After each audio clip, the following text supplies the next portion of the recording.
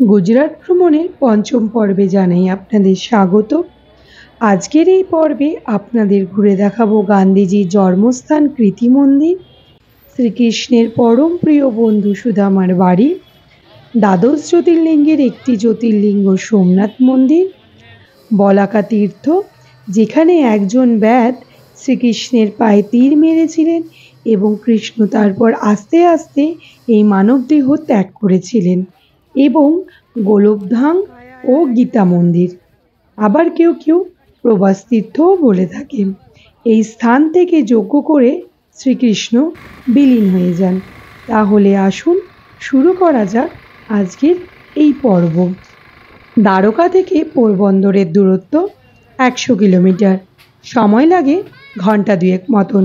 পোরবন্দরে পৌঁছানোর পর হাইওয়ের উপর আমাদের গাড়ি রেখে সেখান থেকে অটো ভাড়া করে আমাদের যেতে হলো কৃতি ভবনে।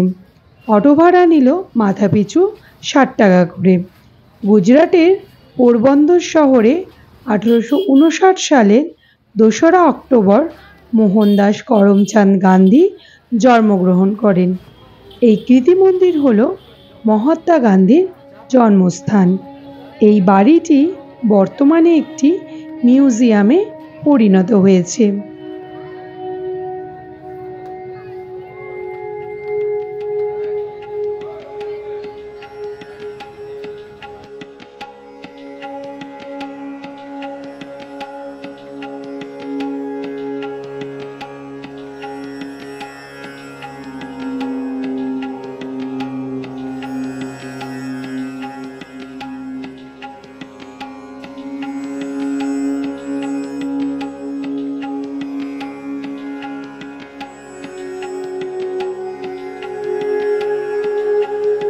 এই মিউজিয়াম বহন করে চলেছে গান্ধীজি এবং ওনার স্ত্রী কস্তুরবা গান্ধীর বহু স্মৃতি ও বহু ইতিহাস।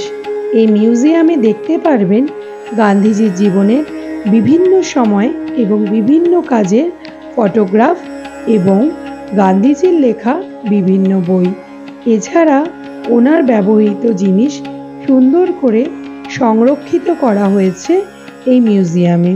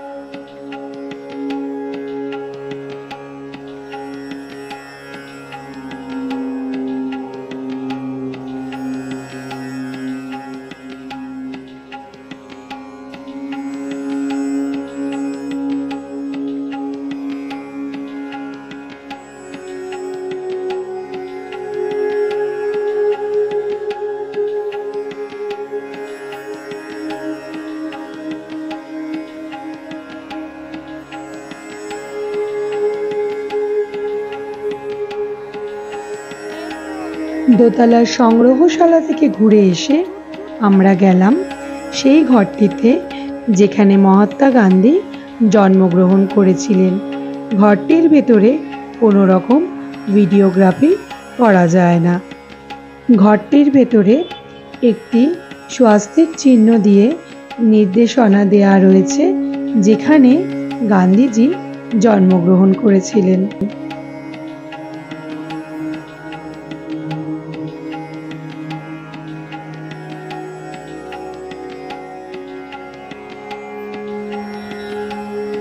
তারপরে আমরা গেলাম শ্রীকৃষ্ণের পরম প্রিয় বন্ধু সুদামার বাড়িতে।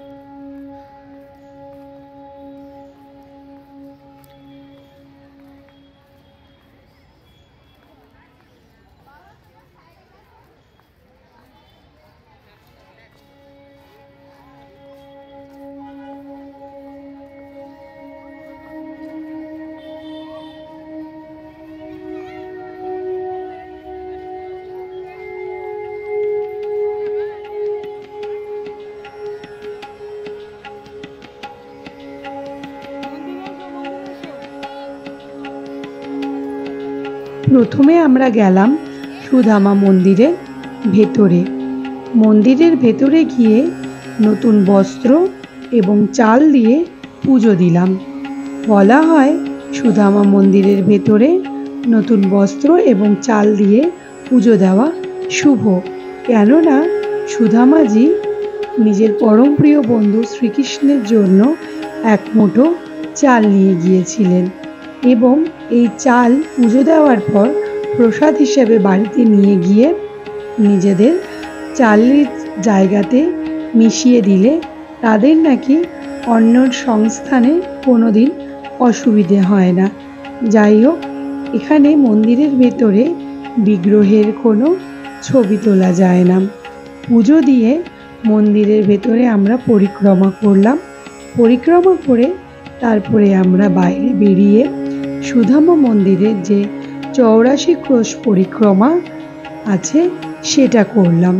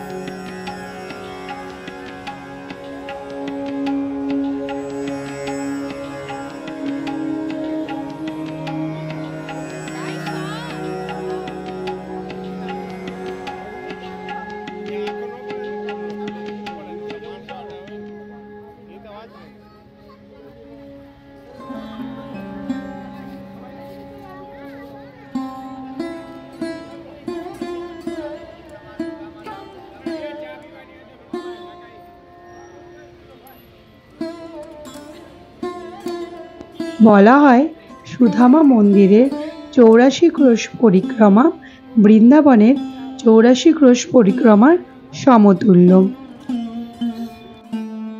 কৃতি মন্দির এবং সুদামা মন্দির ঘুরে আমরা গেলাম সোমনাথে। সোমনাথে আমরা ছিলাম হোটেল মারিগোল্ডে।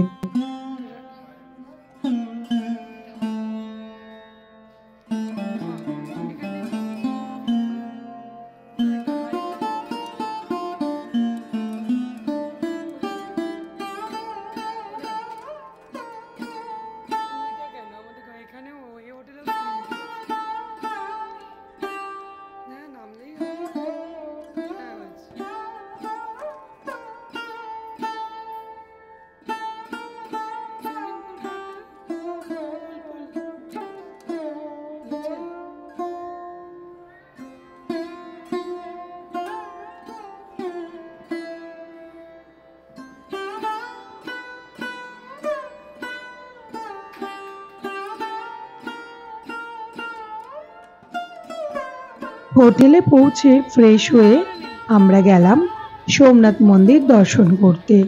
সোমনাথ মন্দিরের ভেতরে কোনো রকম ক্যামেরা, মোবাইল কোনো কিছু অ্যালাউ করা হয় না। বাইরে কাউন্টারে সমস্ত কিছু জমা রেখে আমরা গেলাম সোমনাথ মন্দিরের ভেতরে দর্শন করতে। সোমনাথ মন্দিরে সন্ধ্যেবেলায় 7টা থেকে শুরু হয়ে যায় লাইট অ্যান্ড সাউন্ড শো।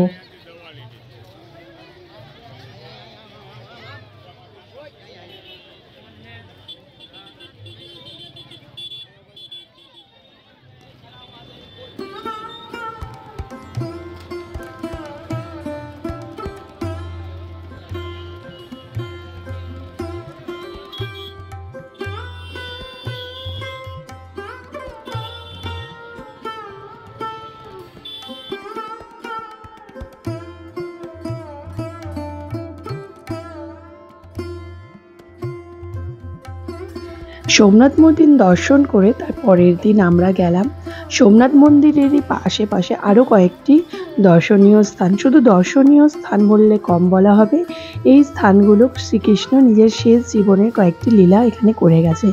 মানব জীবন ত্যাগ করার আগে শ্রীকৃষ্ণ যে কয়েকটি লীলা করেছেন তার সাক্ষী কিন্তু এই স্থানগুলো। আমরা এখন এসেছি বলাকা তীর্থতে। বলাকা তীর্থ হলো সেই স্থান যেখানে শ্রীকৃষ্ণ একটি বটগাছের নিচে বসেছিলেন এবং একটি ব্যাত সে শিকার করতে এসে শ্রীকৃষ্ণের পাকে একটি হরিণের মাথা ভেবে তীর ছুঁড়েছিলেন। যখন ব্যাতটি শিকার নিতে ছুটে আসলেন তখন তিনি দেখলেন যে এটি হলো স্বয়ং দ্বারকাধীশের পা, এটি কোনো হরিণ নয়। ব্যাতটি তখন ভয়ে কাতর হয়ে গেলেন। তখন শ্রীকৃষ্ণ তাকে আশ্বস্ত করলেন যে এটি সম্পূর্ণ আমারই লীলা। মানবদেহ ত্যাগ করার এই একটাই লীলা তিনি গড়েছিলেন। যাই হোক, মন্দিরের ভেতরে যখন গেলাম তখন আমরা দেখতে পেলাম শ্রীকৃষ্ণ ঠিক যেভাবে বটগাছের তলায় বসেছিলেন সেইভাবেই ওনার বর্তমানে মূর্তিটি রাখা রয়েছে এবং পাশে ব্যাধ রয়েছে। এবং মন্দিরের ভেতরে সেই বটগাছ, সেই কয়েক হাজার বছরের পুরনো বটগাছ যা শ্রীকৃষ্ণের সেই সময়কার ইতিহাস বহন করে নিয়ে চলেছে, সেটি আজও সেখানে রয়েছে। সেই ইতিহাস দেখতে কিংবা শ্রীকৃষ্ণর সেই ছোঁয়া সেই বটগাছ দেখে নিজেকে বিশ্বাস করতে পারছি না যে আমরা সত্যি সেটা দেখতে পাচ্ছি। আপনারাও গেলে অবশ্যই বলাকা তীর্থ ঘুরবেন এবং আসুন আমার সঙ্গে আরও বলাকা তীর্থে যে কয়েকটি মন্দির আছে সেগুলো আপনাদের পরপর ঘুরে দেখাই।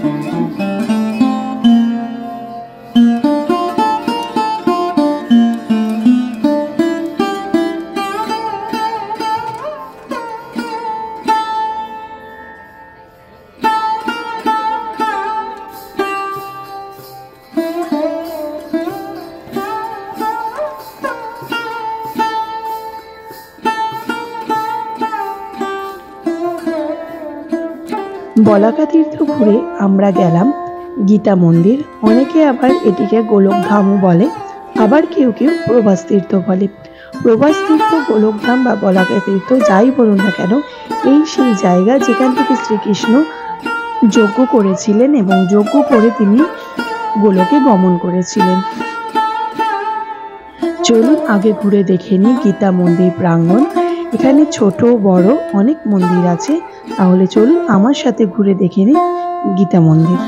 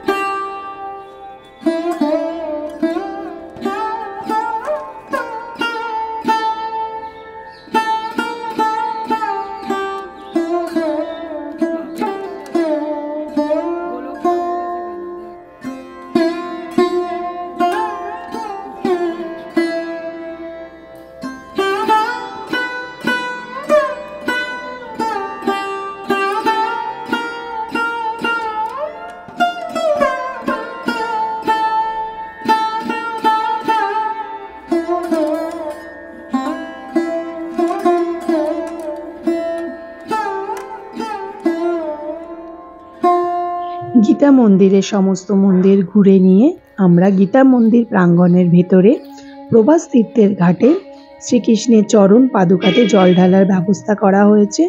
ন্যূনতম কিছু টাকার বিনিময়ে টিকিট কেটে আপনি সেই পরম সুখ লাভ করতে পারবেন শ্রীকৃষ্ণের চরণ পাদুকাতে জল ঢেলে।